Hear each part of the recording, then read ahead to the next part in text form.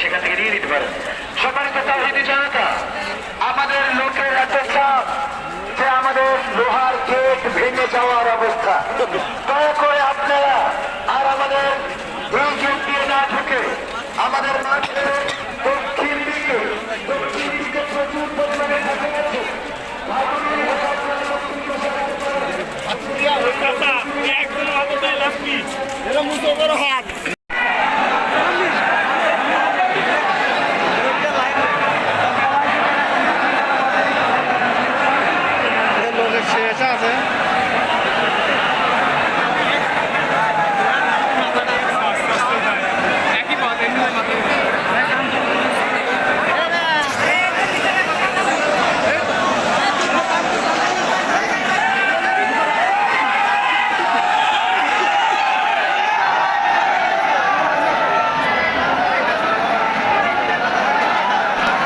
কারোর কোন শ্রেষ্ঠত্ব নাই তাকওয়া ছাড়া। যার তাকওয়া যত বেশি, আল্লাহ ভীতি যত বেশি, তিনি আল্লাহর কাছে তত শ্রেষ্ঠ এবং সেরা।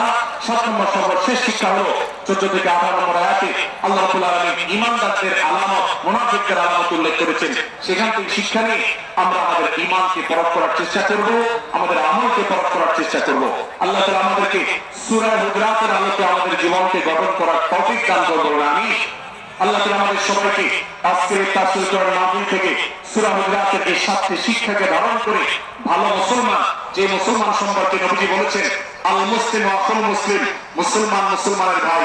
যে হাদিসে নবীজি বলেছেন যে আল মুসলিমু মান সালিমা আল মুসলিমুনা মিন লিসানি ওয়া ইয়াদি, মুসলমান সে যার হাত আর মুখ দ্বারা অন্য কোন মুসলমান কষ্ট পায় না, নিরাপদে থাকে। আমরা আমাদের সমাজকে শান্তিপূর্ণ সুশৃঙ্খল রাখতে হলে আমাদেরকে মুসলমান হতে হবে, ভালো মানুষ হতে হবে। আমাদের হাত মুখ দ্বারা কেউ কষ্ট পাবে না, কারো হক নষ্ট করবো না, কারো অধিকার নষ্ট করবো না, কারো কষ্টের কারণ হবে না, কাউকে আঘাত করবো না।